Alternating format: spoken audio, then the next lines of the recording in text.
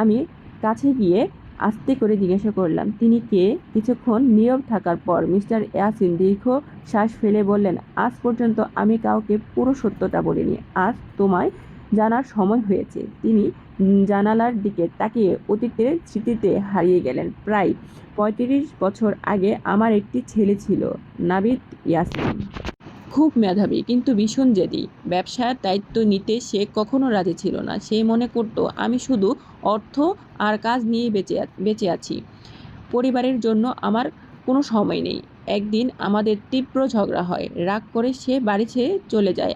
আমি নিঃশব্দে তার কথা শুনছিলাম। আমি অনেক খুঁজেছি। তিনি বললেন, দেশের বিভিন্ন জায়গায় আত্মীয় স্বজনের কাছে, এমনকি বিদেশেও লোক পাঠিয়েছিলাম, কিন্তু নাবিদকে কোনো খোঁজ পাইনি। কয়েক বছর পর খবর এলো সে নাকি বিদেশে চলে গেছে।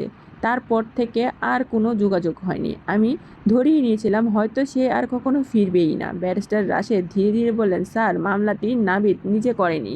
তার পক্ষে একজন আইনজীবী মামলা করেছেন। সেখানে দাবি করা হয়েছে তিনি আপনার একমাত্র জীবিত উত্তরাধিকারী। আমি অবাক হয়ে বললাম, তাহলে তো তিনি সত্যি উত্তরাধিকারী হতে পারেন। মিস্টার ইয়াসিন মাথা নাড়লেন। আমি কখনো তাকে সম্পত্তি থেকে বঞ্চিত করতে চাইনি, কিন্তু এই ট্রাস্ট আমার ব্যক্তিগত সম্পত্তি নয়। এটি হাজারো অসহায় মানুষের অধিকার।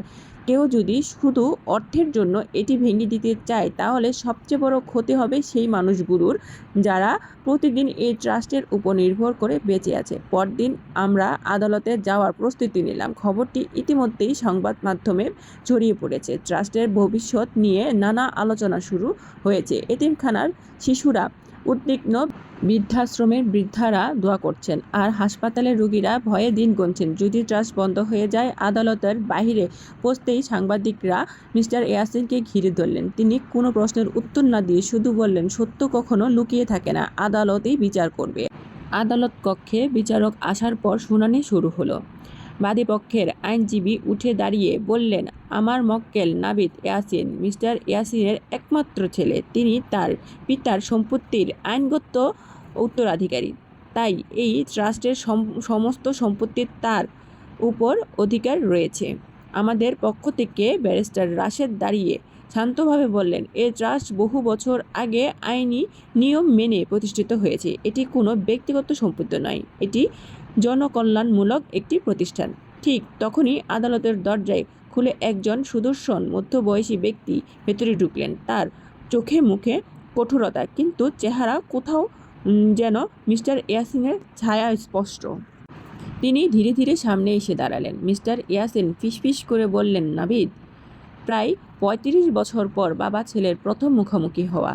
আদালত কক্ষের উপস্থিত সবাই নিঃশব্দে সে দৃশ্য দেখছিলেন। নাবিদ কয়েক সেকেন্ড বাবার দিকে তাকিয়ে রইলেন, তারপর ঠান্ডা গলায় বললেন, আপনি আমাকে খুঁজছিলেন কিনা সেটা আজ আর গুরুত্বপূর্ণ নয়। আমি শুধু আমার অধিকার নিতে এসেছি।